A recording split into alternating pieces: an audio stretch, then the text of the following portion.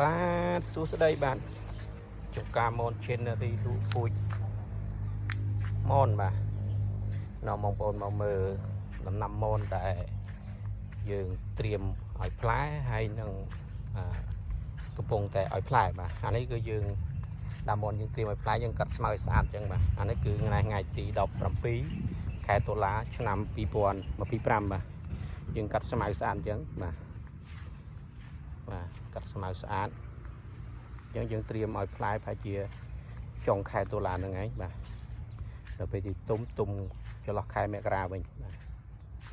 បាទនេះគឺដើមធំល្អបាទនេះគឺត្រៀម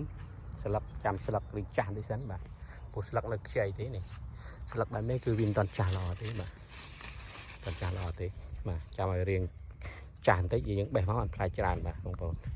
នេះដោយសារតែរាំងវគ្គមុនចេញផ្លែបងប្អូនផ្លែអានេះយើងមិនតន់ឲ្យផ្លែតែវាចេញផ្លែបាទ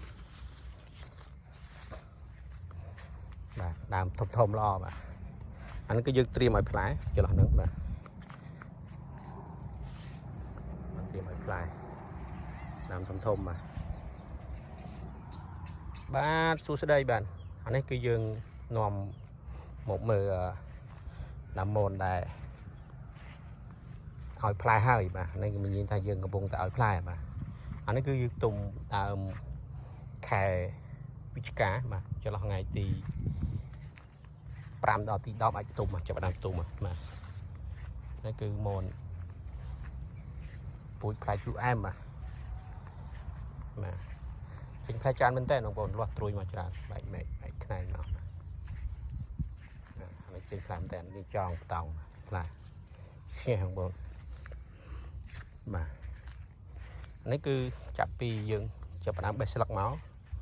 ហូតដល់ទុំគឺដើមខែវិច្ឆិកាគឺ45ថ្ងៃពេញ45ថ្ងៃអញ្ចឹងទុំបាទថ្ងៃបេះបាទដើមតូចដើមធំផ្លែបានទាំងអស់បាទ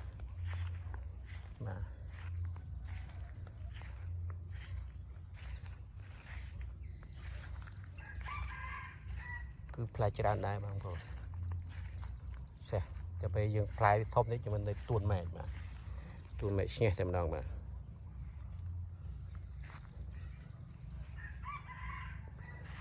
ហើយយើងខ្ញុំក៏មានពូជ